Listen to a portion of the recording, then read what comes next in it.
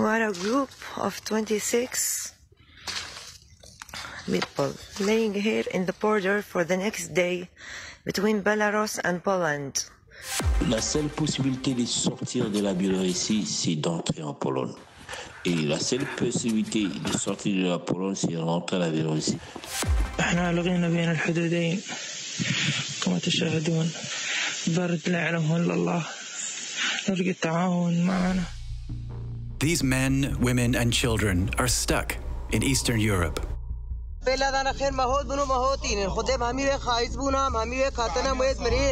the forest between Poland and Belarus. Our observers have been sending alerts since the summer about the dangers on a new migration route going through Belarus. They come from Syria, from Yemen, and the Democratic Republic of Congo, all hoping to get to the European Union. The EU slapped sanctions on Belarus in June because of the country's contested election. Belarus responded by giving visas to migrants and sending them across the border into the neighboring EU states. Poland has recorded 16,000 attempted border crossings since then.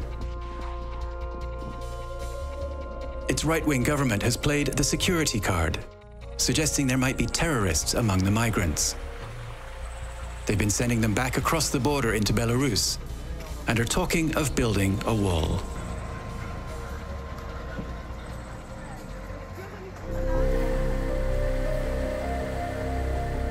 In the border region of Podlasia, activists from the Atsalania Foundation are in touch with migrants who are in the border zone. They exchange messages and GPS coordinates. A family from Iraqi Kurdistan has managed to slip past the border guards. They say they spent 7 days trying to cross from Belarus with their children. 1 8 10 و13 و14.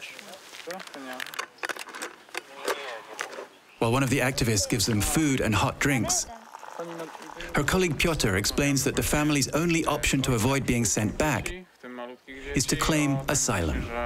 Right now they give the power of attorney to one of the person on the spot, and this person called border guard to ask them to come here and to assist them in the procedure of applying for international protection in Poland. International protection or asylum is reserved for people who are fleeing war or persecution. Applicants must intend to stay in Poland and are handed over to the border guards. They arrive 2 hours later.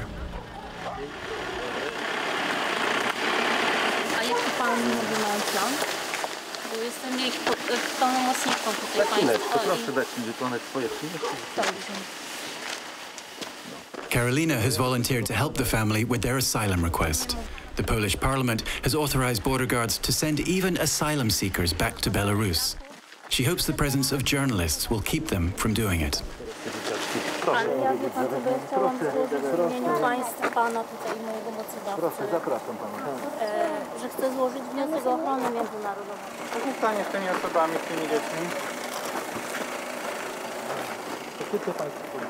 Vous pouvez nous expliquer ce qui se passe? They are taking them to MICHALOWO, to the border guards, and it's 50 minutes from here. Do widzenia. Sometimes they are throwing them into the forest, also children. That's why we will follow them and see where are they going and try to make contact with them.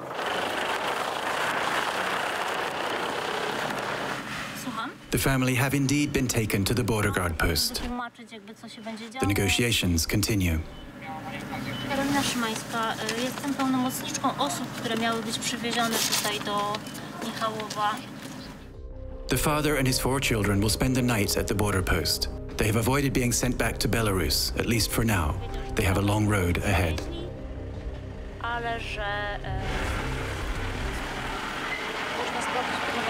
This family was able to get help because they managed to get out of the 3-kilometer exclusion zone that's been imposed on the Polish side of the border. Only residents can enter the zone, not NGOs and not journalists.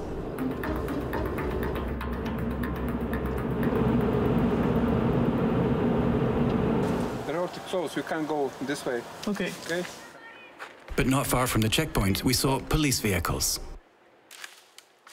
A group of 4 men has been arrested. Tu są migranci, tak? Ja nie mogę panu nic powiedzieć.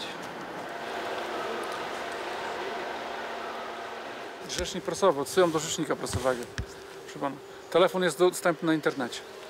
No, państwo wiedzą o tym doskonale. Backup arrives. Then the border guards who take the men away. They are from Syria.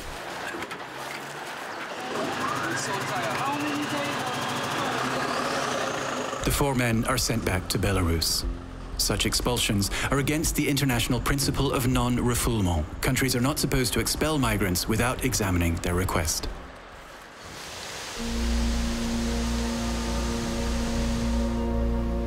All along the border, migrants find themselves cold and hungry, caught between border guards from Poland and from Belarus. But they have cell phones with WhatsApp. We're in touch with a man from Congo. "Hello, ma'am," he writes in broken French. "I have to get out. There's nothing to eat, nothing to drink. It's hell." Another migrant from Congo sends us videos and tells us what his group went through. We met some Polish soldiers. I told them I'm from Congo and I want to apply for asylum. They told me, "You're not going to do anything here." Then they took us away and sent us back to Belarus. Poland. We spent the first night outside with my children. We made a fire because it was very cold and very dark. There was no light. Nelson told us it was like being in a game of ping pong between the 2 countries. Because Belarus refuses to take in migrants who have already crossed into Europe. Since September, at least 7 migrants have died in the forest from exhaustion and hypothermia.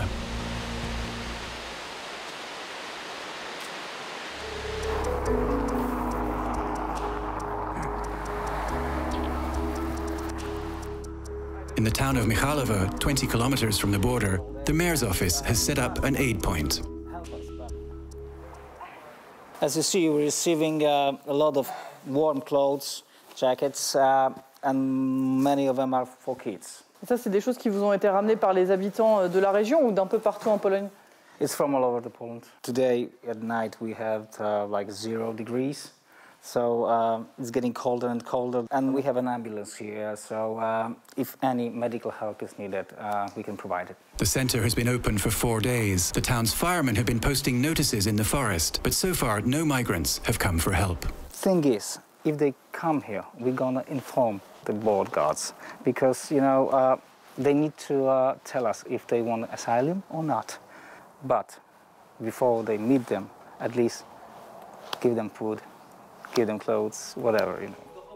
Under orders to report any migrants who come for help, the mayor's office says they will at least help them apply for asylum. Those that don't apply will get some food and some rest, but will most likely be sent back. I tak to działa i tak mówię, no wszystko to, co zostanie zebrane. Sorry, takim bardzo prostym, nie? Jak można pomóc, bo jest dużo ludzi, którzy nas pyta, jak można pomóc. Widzę, że tutaj... Także mówię, my zbieramy kontakty, jak coś zostawcie do siebie kontakt jakiś tam. It's clear that many Poles want to do what they can to help. MAYRA drove 400 kilometers. On a des enfants dans la forêt, il fait froid, il pleut, c'est impossible. Qu'est-ce qui se passe ici? On ne peut pas laisser les gens comme ça dans la forêt. MAYRA's car is full of donated items. She's planning to distribute them among the NGOs who are doing what they can to get assistance to the migrants in the forest.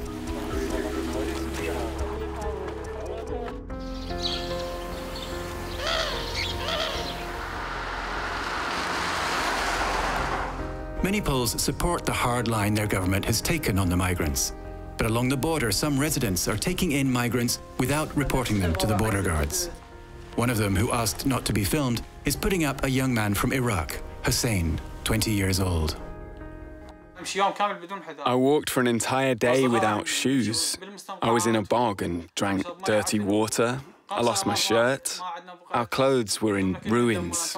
We had nothing left. On social media, there was information on Facebook and YouTube that it was easy to cross the border.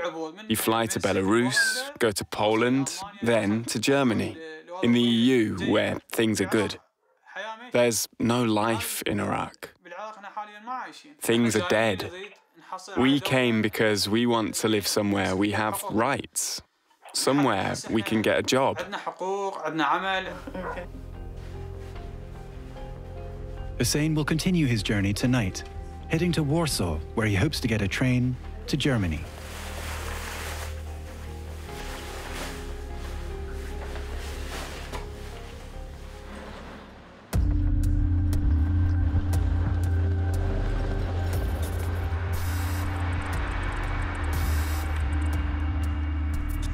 In Warsaw, at the Foreign Ministry, there's no doubt who's to blame for the crisis. Belarus's hardline president, Alexander Lukashenko. Maybe to better understand what's the aim of, what's the goal of Mr. Lukashenko, is to provoke the crisis on the border and to provoke that very emotional discussion about this. I mean, it is an artificial crisis. Que va-t-il se passer si les migrants continuent de passer la frontière cet hiver? They are in a very delicate and dire and difficult situation, of course, if if they spend nights and days in the forest. But I'm pretty sure that they knew the risk. You can look at this crisis from the humanitarian perspective, which you are trying to do. But we should look at this problem also from the other side. I mean, it is a matter of security of our country and of our community.